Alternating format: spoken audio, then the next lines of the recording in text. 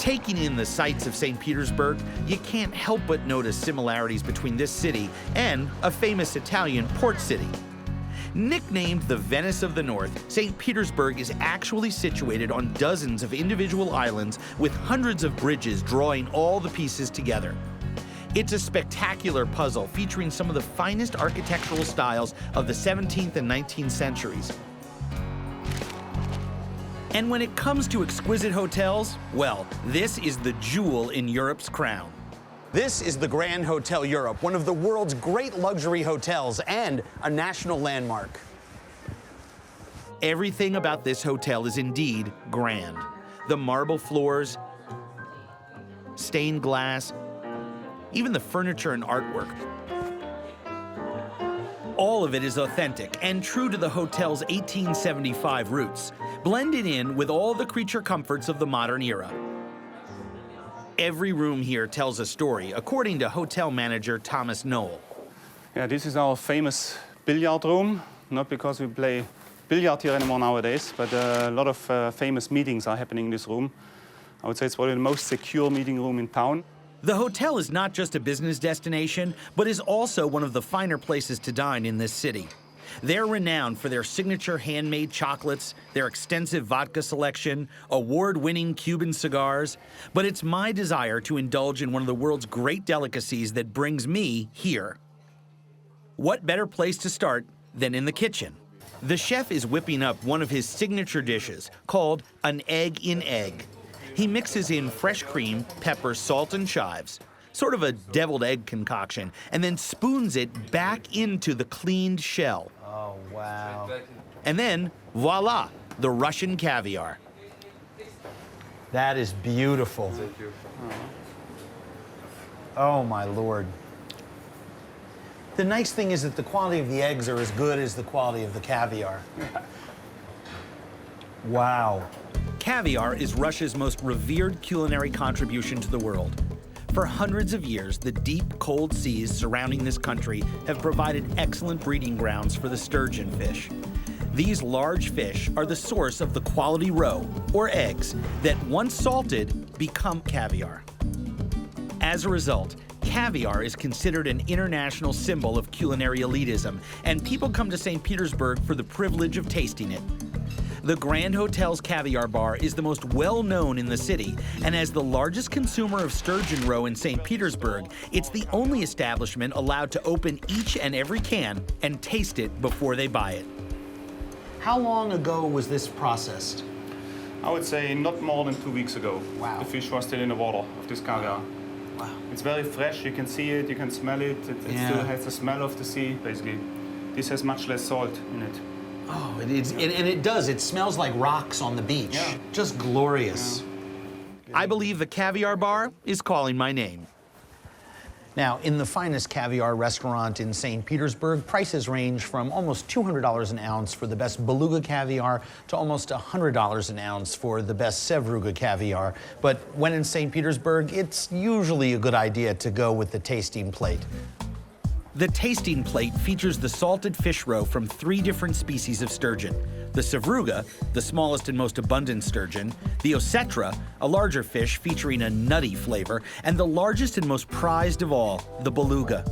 The latter is an endangered species in many other places around the world. The fish can live to be 100 years old, but females only start producing eggs after age 20. I've ordered a ½ ounce of each caviar, measured precisely at the table. The waiter suggests a garnish of egg yolks and whites, a dab of sour cream, and several blinis, Russia's version of the crepe. I'm eating the portions from right to left, from the smallest sized eggs to the largest, allowing myself to build up to the beluga caviar. So I start with the Sevruga. A little blini and a little dollop of sour cream. Here goes. The Sevruga's briny. It's very, very mild and not half as salty as any other Sevruga I've ever eaten in my entire life. Extremely high quality, very, very fresh. All right, on to the Osetra, which generically speaking is my favorite caviar. And if you look very closely, you can see that golden green fish oil that came out of those eggs. That's how rich and divinely decadent Osetra caviar can be. That's a sign of very high quality.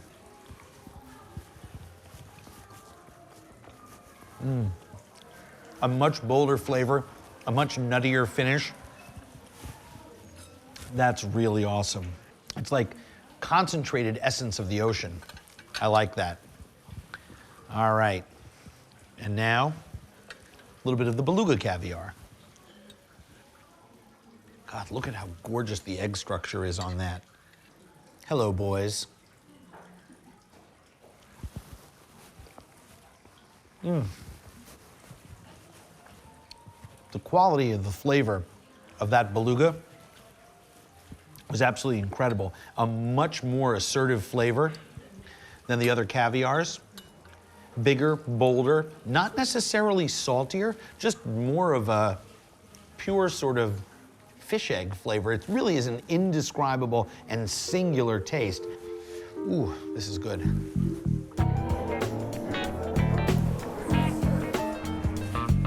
I think the most appropriate way to end this decadent evening is a trip to the lobby bar and a taste of one more Russian classic, beef stroganoff.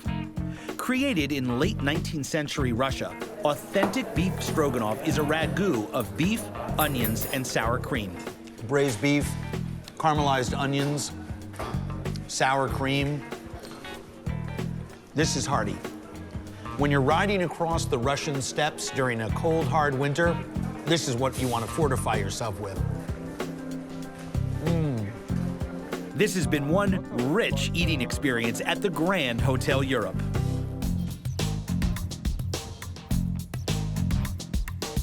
Visit any port in Iceland and you're bound to see one of these, a fishing boat with a full load of cod on board. It's the country's first export and the one industry Iceland will fight to protect. In fact, Iceland and the United Kingdom have had 3 cod wars in the last 60 years. Iceland won the right to manage limits within 200 miles from its shores. Fishermen and restaurateurs are equally boastful about their cod. I know just where to go to get the best salted cod dish on the island, and maybe the world. It's called bacalhau, and it's served by one of the world's top chefs, Siggy Hall, a certified master chef. Hall has written 2 best-selling cookbooks, been awarded silver and bronze medals in international cooking competitions, and runs his own restaurant in the renowned Hotel Odensva. Tell me a little bit about the great ingredients to work with. What do you love to work with? Salted cod is a very nice thing. I like that. I can tell you, Icelandic people in the fishing business, it goes generations after generations after generations. So it's in your blood. Icelandic salted cod is sold all over the world as the premium product, isn't it? Yes, yes. Same category as the French goose liver, smoked salmon from Scotland, caviar from Russia. Can we go in the kitchen and see? Yes. All right. What I like about Siggy right away is his willingness to reveal the entire cod process and give credit where it's due to the fishermen and the producers. In the beginning, we always started to have the quality salt. I've never seen such fresh-looking salt. It's stiff. Yeah. Stiff. And it's very salty. You cannot eat it like this. And it keeps and keeps and keeps and keeps. You know, you don't even have to keep it in a cooler. And then you rinse it in a special... No, then we just take it. Come, I'll show you. You see? Then we have this. We just put cold water, let it go through. The water dissolves away most of the salt and softens and rehydrates the very stiff fish into an edible texture. The cod just looks beautiful. How long has this been in here? I think I would say, if I remember right, it's on the 2nd day. And then, you know, you feel it. You still, it's very salty. And how long will this stay in here? So this one needs at least 4 more days. 4 more days. While the signature dish is prepared, I'm offered a starter dish, something I've been dying to taste since the minute we landed in Iceland. Local langoustine. It comes frozen because they take it on a boat, they take off the head, and they freeze it on board. It's beautiful. One time I was always asking for it fresh. Everything had to be fresh. Then I found out this gets bad in about 1 day, 2 days, you know? It's much better to keep it fresh like this and so on. Then we have always a very good quality. Siggy Hall serves the langoustine pan-fried with a little bit of the salted cod and a cauliflower puree. Oh, my friend. Hot food's got to be eaten hot. Right, Oh, right. yeah. We don't mess around here. Oh, that is beautiful. Yes. That is just a gorgeous, gorgeous plate. Very nice, you can see it. Oh, It's white. just gorgeous.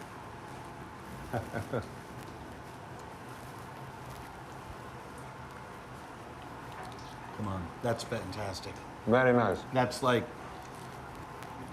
diving into the water and eating it while it's crawling along on Right, the it's ground. on. That's just spectacular. Talk about a tease. This is making me crazy, anxious for Siggy's world-famous bacalao. I don't know how he can top the Wonderful. langoustine, but I'm eager to see him try. Thank you.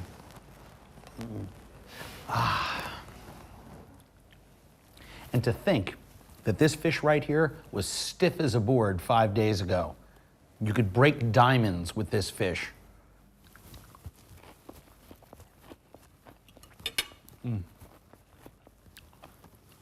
No wonder wars have been fought over this piece of fish. Wow. Spectacular. It's crumbly. It's one of the most unusually textured fish experiences you'll ever have. Oh, this is good.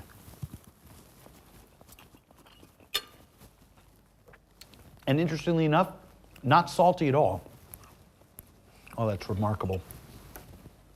That was unbelievable. Thank you very much. Thank you very much. Thank you. The area all along the border with Russia in the east central region of Finland is a major center for sports and tourism, with endless stretches of remote, untouched wilderness. And it's a plentiful source of food. This really is the forest primeval.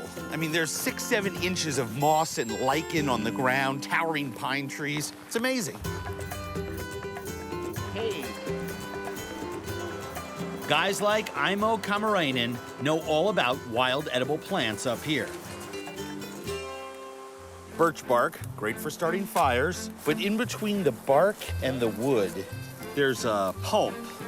You can eat it? Oh,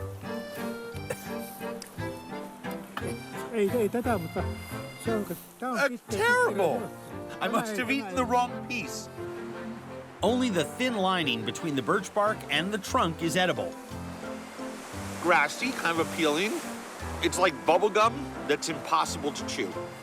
And it's supposed to give you an energy boost. Imo is also out here to cut just the right branches for a schwitz. For sauna? No, absolutely. Absolutely. Sauna fun is later. I'm on the hunt for one of Finland's best-kept secrets. Cloudberries with Imo's daughter, Sirpa. Oh, now there is quite many cloudberries. Oh, this is awesome. Cloudberries thrive in bogs and marshy meadows of the far Northern Hemisphere. Now it's the time when the Kuusamo people get like a fever when they can see so many cloudberries. So they want to go to running to the swamp and picking up the berries. The season is incredibly short and the berries are delicate. And they're not perfectly ripe until they turn from red towards yellow. I've never heard of a cloudberry. I've never seen a cloudberry. Yeah, Oh my God. Yep. That's awesome. Mixed many berries. Yeah, it's like a cross between a kiwi, a honeydew melon, and a cranberry. Sirpa, her sister Katya, and their parents run a rustic resort for Nordic skiers and hikers. Imo built the cabins himself here at the Iso-Kinkaisten Kolubi. He also built the Koda, a Lappish cooking hut, where the women cook for the family and visitors. Foods like lapajusta, or squeaky cheese. Wow, that is just unbelievable. And the texture is like thick mozzarella. Their mom, Sirka, still makes it using the fattiest milk from their own cows with a few drops of rennet, a curdling agent. It's cooked on a wooden slab from a tree stump over the Koda's fire pit. And because it's got so much of the water in it, it's actually sticking to the board. It takes almost an hour to caramelize the cheese. I'll hold your cheese. She wants me to turn it. Yes, you can turn it a little bit, yes, but keeping very near the fire. Look at this. She won't let go. Because the kid from the city is going to mess it up.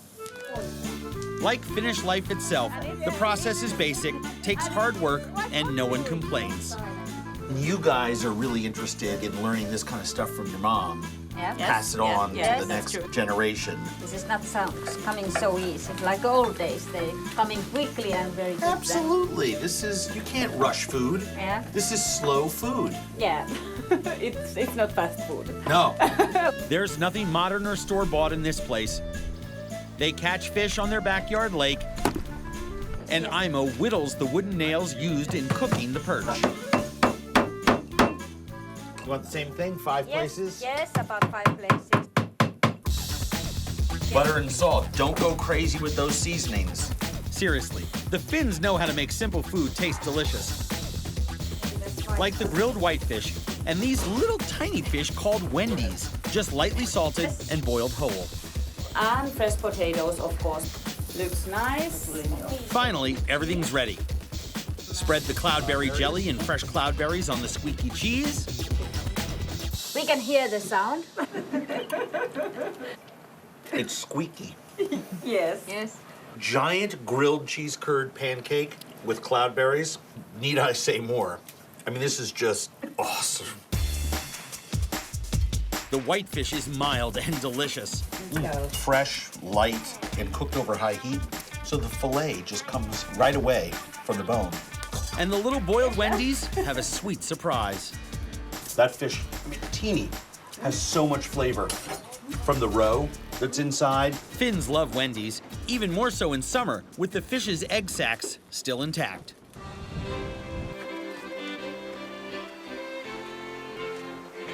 I know just how these boiled fish feel after getting into the family sauna. There are over 2 million saunas in Finland, an average of 1 per household. This one is an old-fashioned smoke sauna, built without a chimney, so the smoke fills the room. I'm gonna smell like a hamburger. And remember those birch switches we collected earlier? They're soaked in water and used to invigorate and cool the skin. Another tradition this family is working hard to preserve. I just think it's so magical how into the local cultural ways of doing things. Everybody seems to be really hell-bent on preserving that and not losing it. Maintaining customs as Finns have for centuries.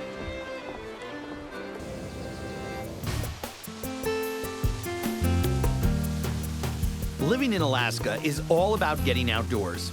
Over 60% of the state is owned and managed by the federal government as national forests, parks, and wildlife refuges.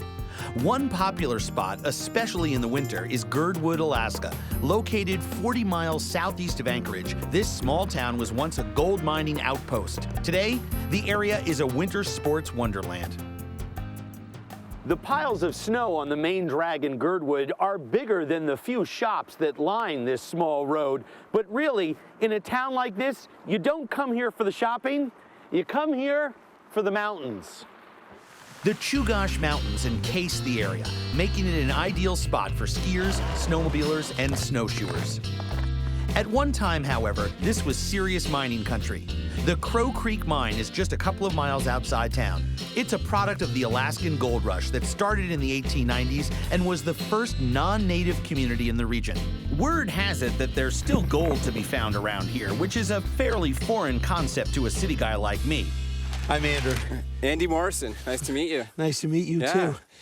Unbelievable, a lot of snow. Yeah, welcome to Crow Creek Mine, Alaska. When you're trekking in the wilderness, you need a guide. So I'm going with one of the best in the area, Andy Morrison. He not only knows the most scenic places to go, but also how to survive in the woods by eating what's available. That's my kind of guy. All right, no worries about bears this time of year, okay? Oh, I don't worry Just about so you know. bears. Oh, I yeah, you eat don't bears, worry about Andy. Bears are afraid of me. Andy knows I'm motivated by food and promises me a picnic on ice down the road. So we're gathering one of the items now. Spruce tree tips to make tea. Why the tips? Why the tips? It's Yeah. the newest, freshest part of the tree. Gotcha. Best flavor for the tea. Yeah. Exploring in the wilderness has been one of my passions since I was a kid. Do the hills really just seem bigger now? All right, it might be better just to sit down on this one. What was that rule about keep your feet underneath you? Rule number 1. Remember, keep your feet underneath you. All right.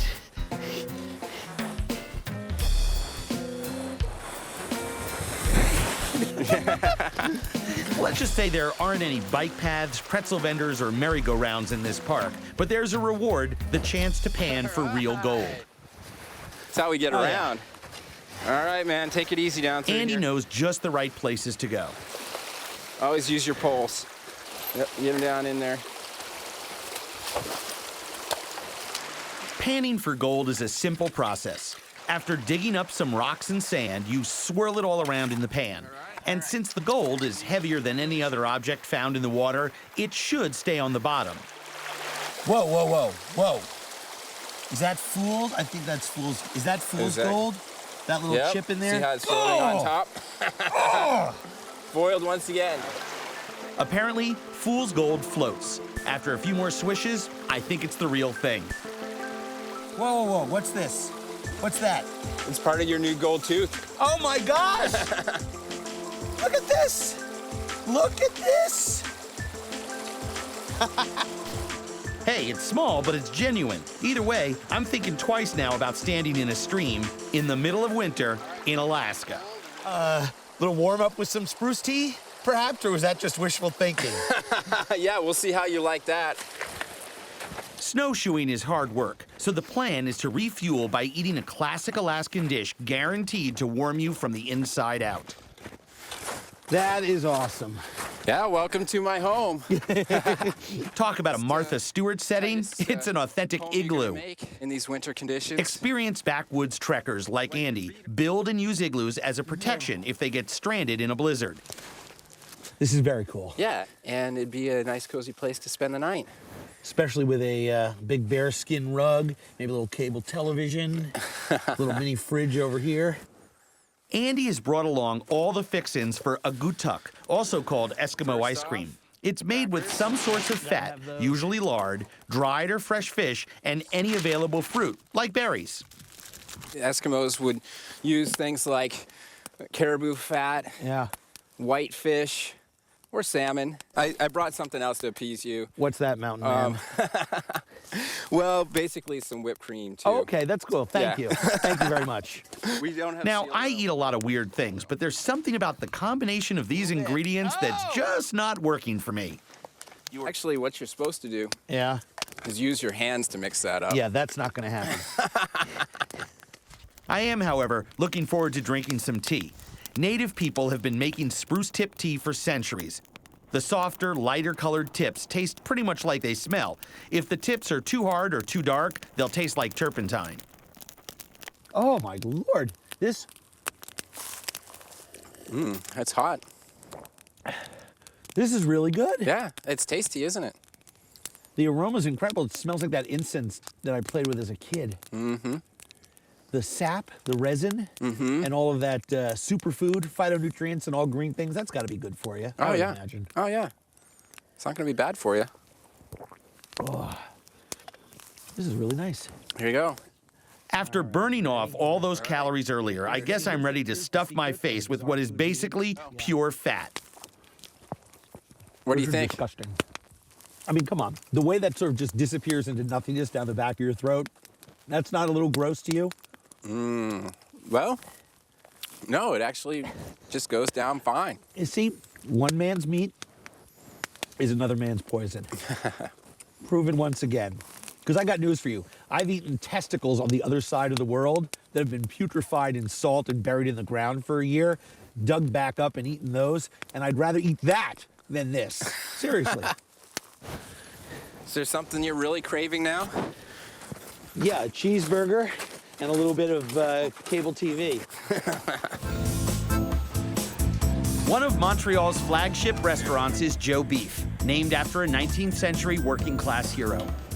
It's just a steak and seafood joint, the way Citizen Kane is just a movie. The atmosphere is robust and fun. In the kitchen, huge hunks of beef and pork. In the men's room toilet, a stuffed buffalo. And on the plate, sheer excess of flavor, with a sublime disregard for health, wellness, or ideology. All right, order up.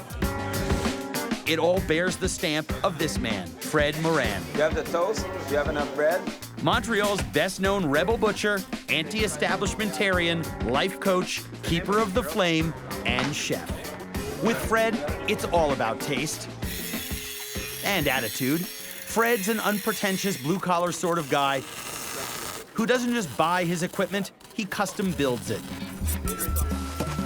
Tonight, he's assembling the parts for a semi-annual carnivorous carnival known as the Butcher Blackout. 80 pounds of meat, 15 people, you do the math. I love it when he does that. This is what Montreal food tradition is all about. Nothing exceeds like excess when it tastes this good. I just want to admire your hat. It's fantastic. Where'd you get the Wild Hanson Brothers glasses, too? Bro, these are Christian Dior, man. Dude, rock on.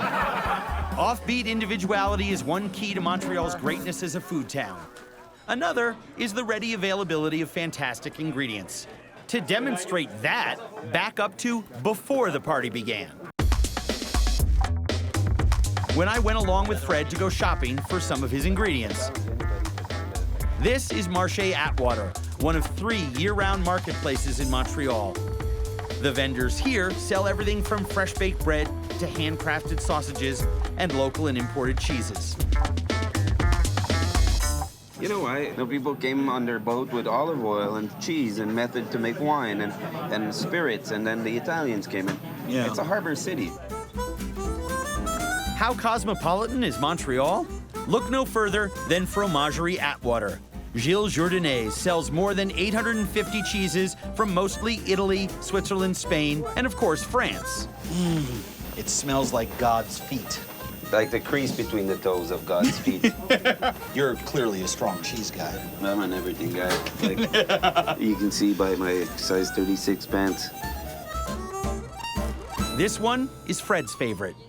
It's called Maroilles, and it's from Normandy, France. It does have a very slight aroma of rotting seafood, which draws me to it. Rotting seafood, that's terrible. But it's beautiful because when you taste that sweet, nutty flavor, and then you breathe out that delicious ammonia flavor. Well put. There is a turned quality to this that's extremely appealing. I happen to like rotting seafood.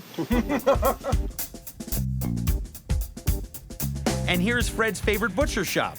This is why America still has a lot of growing up to do, because you cannot go to just any old market in America and see sweetbreads or kidneys, my favorite. They're awesome. And another treat I can't get back home, horse meat tartare. Awesome, right? Fantastic. Certain meat and certain cuts are ideal to be eaten raw. This is one of them, for me. Yeah. You know, just because there's a softness to the loin, there's a fat ratio that's just right. It's not too strong tasting. Fred's here picking up a little something for his meat party.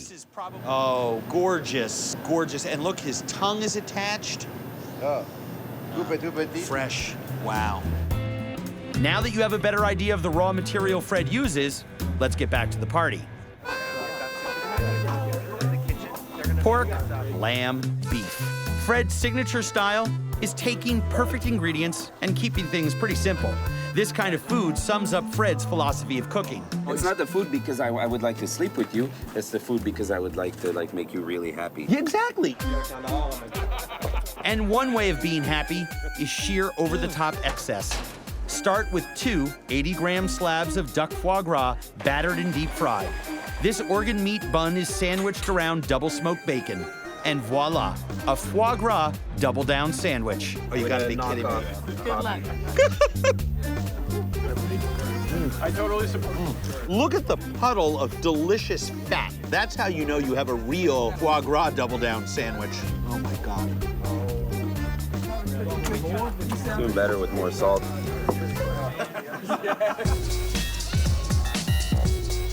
And here's Fred's over-the-top version of poutine. Instead of traditional gravy, his fries are smothered in a lobster and shellfish elixir, emulsified with lardo, pure cured pork fat. That is insane. Look at this. You're sort of like a sage prophet of food and lifestyle. Sage, yeah. You are. I love it. This is crazy good.